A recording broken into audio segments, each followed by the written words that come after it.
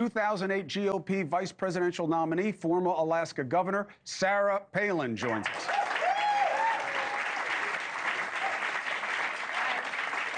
Hi, how are you? Nice to see you. Bill, how are you? Good to see you. Have a seat, please. Thank you very much. Thank you. Set the table for us first with your perspective on where we are now compared to the race that you ran in 2008. I think, I kind of personalize it and watch Donald Trump get so beat up personally, but I think what's different about today than back in 2008 is he's got such vocal support, and that's due to social media now, which really empowers people to have their voice heard.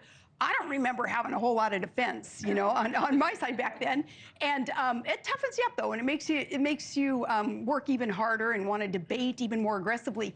But I see that through social media there is a huge difference between being able to handle attacks personally and being able to counter a lot of misinformation. And when you're looking at what's happening right now, you've been becoming more of a surrogate for what's happening within the Trump campaign. What do you believe the proposition is for the voters?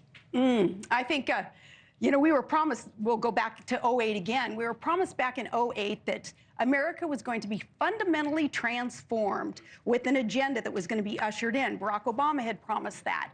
I think that has been happening, and I don't think Americans want that transformation. I think they want a restoration of all that's good about America and getting back to our Constitution and get back to our freedoms.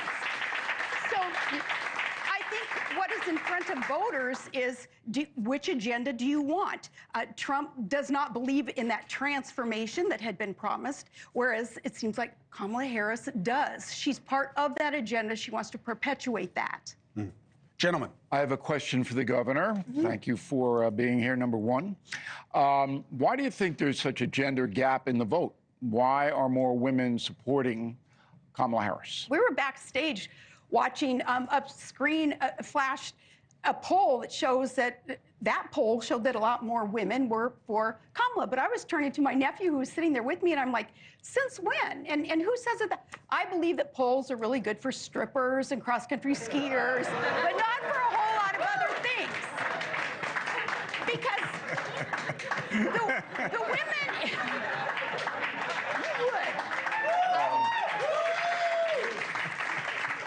There will be no demonstration. You're the only person who can say that and get away with it, Bob. But I personally don't think that gender is such a big darn deal in this race. Yeah, but the polls, all the polls say, every single one of them says, men are going overwhelmingly for Trump, and women are not quite as overwhelming, but very big for. Is it abortion? Is that what it is? Well, I don't know, but I know the one time that gender does become an issue with me is when I hear men arguing pro or either for or against abortion. And I think, when they talk about a woman's feelings and what they go through to make the decision, I say, you guys, you don't know. You haven't been there.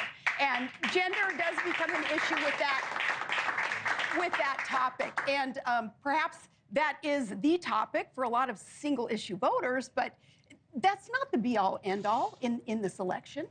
Hey, thanks for watching. Go to joinnn.com to find NewsNation on your screen. And don't forget, click the red subscribe button below to get more of NewsNation's fact-driven, unbiased coverage.